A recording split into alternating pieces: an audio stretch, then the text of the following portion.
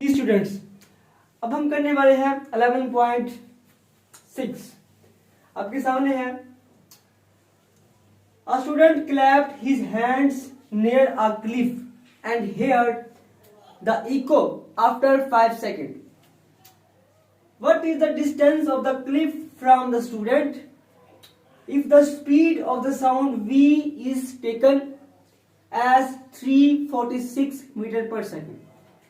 एक तालिब इल्म एक पहाड़ी के करीब ताली बजाता है, उस ताली की जो गूंज है वो वापस आती है 5 सेकंड में। ठीक हो गया।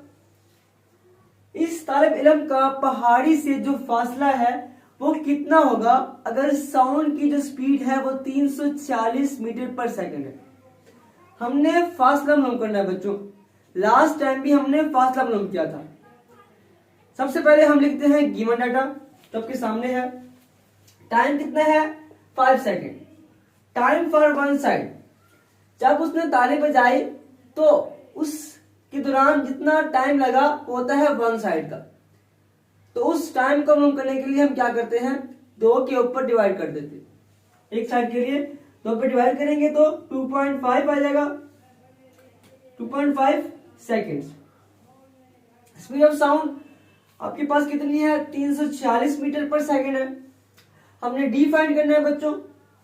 फार्मूला आपको पता है, जो वेलोसिटी होती है वो किसके बराबर होती है, distance over time, rate of change of distance with respect to time, उसको बोलते हैं हम वेलोसिटी वी। यही से हम फाइंड कर सकते हैं डी को। कैसे फाइंड करते हैं, v is equal to d over t and d is equal to v cross t. Simple, इसके हमने सिर्फ वैल्यू पुट करनी है।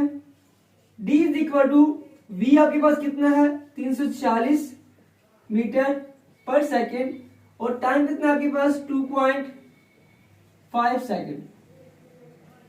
d इज इक्वल टू, जब आप इसको डिवाइड करें तो इसको मल्टीप्लाई करेंगे तो आपके पास क्या होगा 865 मीटर आपके पास आ जाएगा, क्योंकि ये है पर सेकंड, ये है सेकंड। ये सेकंड पर सेकंड से कैंसिल आउट हो जाएगा और जो आपके पास डी होता है वो होता है मीटर के अंदर। तो आप इसको करेंगे मल्टीप्लाई तो आपके पास 865 मीटर इसका आंसर आ जाएगा। ये आपके पास फासला है, ये वो फासला है जो तालिब इल्म का एक पहाड़ी से है।